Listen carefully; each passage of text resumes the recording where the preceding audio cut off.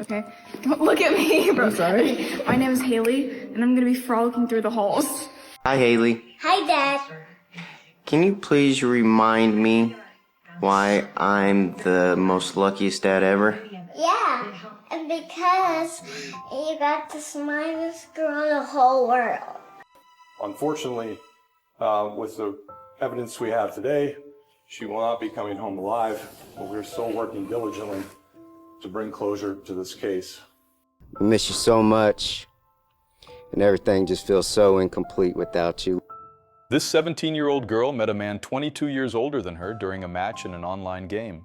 Sometime later, they agreed to meet in person, but what seemed like an innocent interaction turned into a terrible nightmare for a family. Haley Paige Busby was a 17-year-old girl born and raised in Fishers, a quiet suburban city with nearly 100,000 residents located in the state of Indiana. Fishers is known for being a family-oriented place, with calm neighborhoods such as Enclave at Vermilion, where Haley lived with her family. She grew up in a loving and supportive home and always had strong family support. According to sources, Haley attended Hamilton Southeastern High School, where she was in her junior year. She was described by her family and her school as an intelligent, kind, and caring girl with a promising future ahead of her. Haley had a younger sister to whom she was very close. Her parents, Bo and Rania Busby, described her as a devoted, loving, and trustworthy daughter. There are no records or confirmed reports of serious family problems, trauma, or childhood conflicts that have been made public. Haley balanced her studies with a part-time job.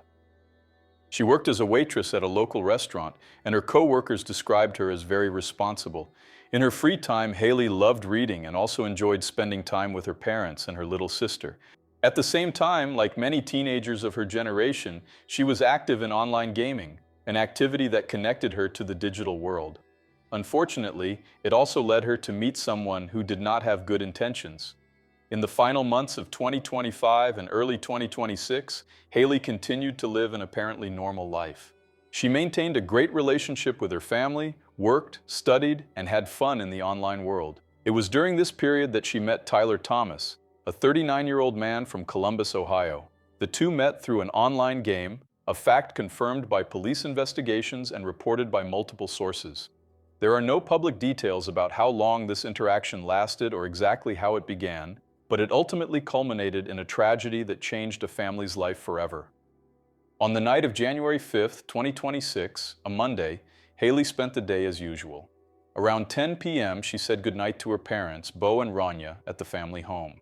She was wearing a white top, gray pants, a black puffer jacket, and carrying a pink Vera Bradley duffel bag. Her parents had no indication that anything was wrong. That same night, or in the early hours of the following morning, Haley voluntarily left her home. Detectives believe that Tyler Thomas drove from Columbus to Fishers, picked the teenager up in front of the residence, and took her away. He later admitted this to police, but initially gave a different version, claiming he had dropped her off on the side of a road in western Ohio. This story was later disproven by the evidence collected. The following day, Bo and Rania realized that Haley had not returned home and that her phone had stopped registering a signal at the house. They immediately reported her disappearance to the Fishers Police Department. Initially, authorities investigated the case as a voluntary runaway situation involving a minor. Between January 7th and 10th, Haley's disappearance gained widespread attention. Fishers police released the official missing person flyer with a detailed description of the teenager: 5 feet 4 inches tall, brown hair often styled in long braids, brown eyes, and a nose piercing. The flyer requested anonymous tips from anyone who might have seen Haley or knew her whereabouts. Meanwhile, the family intensified their appeals on social media. Haley's father, Bo Busby, posted emotional messages on Facebook, such as, "The only thing that matters is knowing that you are safe," which quickly went viral within the local community and were widely shared by neighbors, friends, and family members. The Fishers community mobilized immediately. Volunteers organized searches in nearby parks, such as Flat Fork Creek Park, where Haley may have passed through or been seen. Early vigils were held with candles lit and collective prayers, demonstrating the residents' solidarity.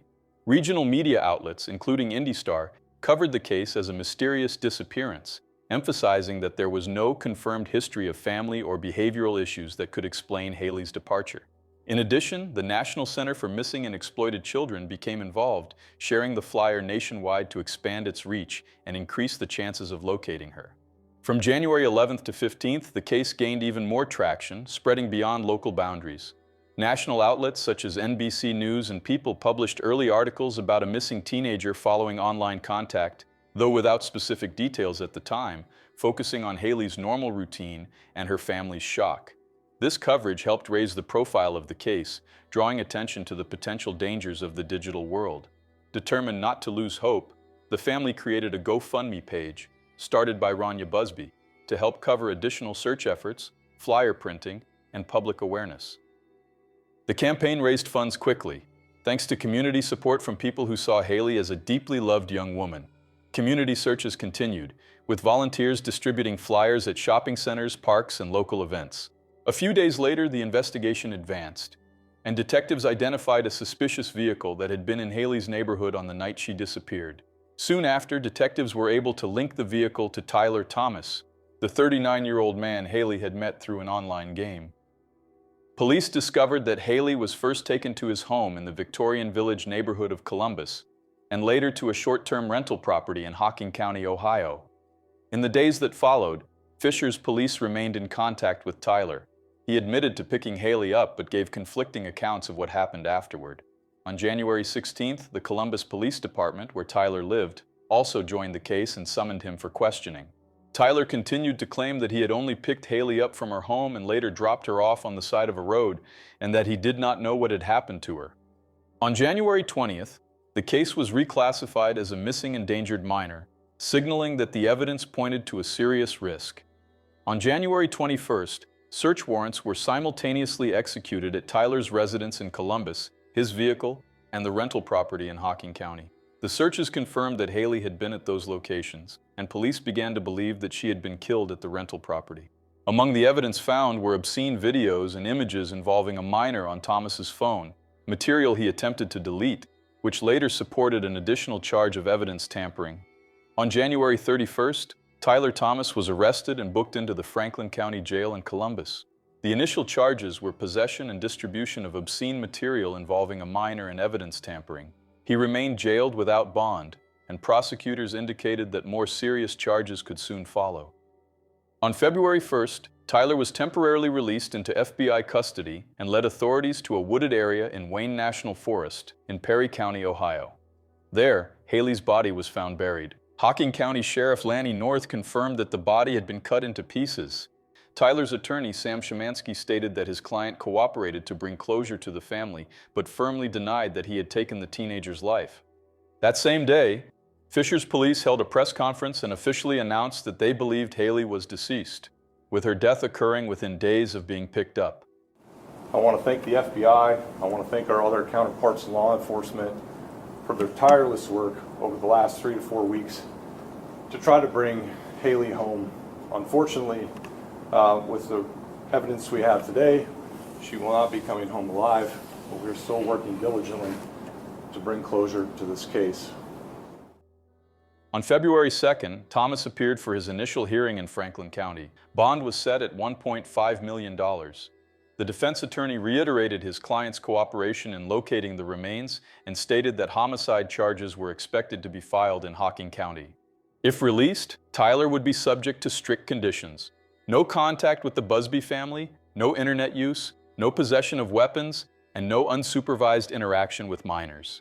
At the same time, Hocking County authorities conducted further searches at the rental property, recovering forensic evidence that reinforced suspicions the crime occurred there. The investigation moved forward at an intense pace, involving Fishers and Columbus police, the sheriffs of Hocking and Perry counties, the FBI, and the Licking County Coroner's Office. An autopsy of the remains was initiated, with results expected within 4 to 6 weeks. Tyler's next court hearing was scheduled for around February 10, 2026.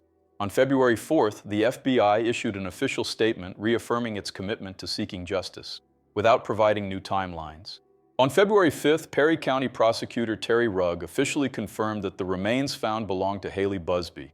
Haley's family launched a public petition for the creation of Haley's Law, a proposal aimed at establishing more effective alert systems in missing persons cases involving digital elements. I was unable to find information about Haley's funeral or burial. What is known is that the Busby family has maintained privacy regarding personal arrangements, which is common in cases of violent crime to avoid excessive exposure during the grieving process and ongoing legal proceedings. As of now, Tyler Thomas remains detained at the Franklin County Jail. He has not yet been formally charged with homicide, but prosecutors have indicated that such charges are imminent. Under Ohio state law, if Tyler Thomas is convicted on all charges, he could face life imprisonment without the possibility of parole. Ohio does have capital punishment, but it is unlikely that Tyler will receive that sentence. All right, everyone, that was today's video. Please don't forget to leave a like and a comment. That helps YouTube keep recommending my videos to you and also supports my work a lot. Thank you for watching until the end, and I'll see you in the next video.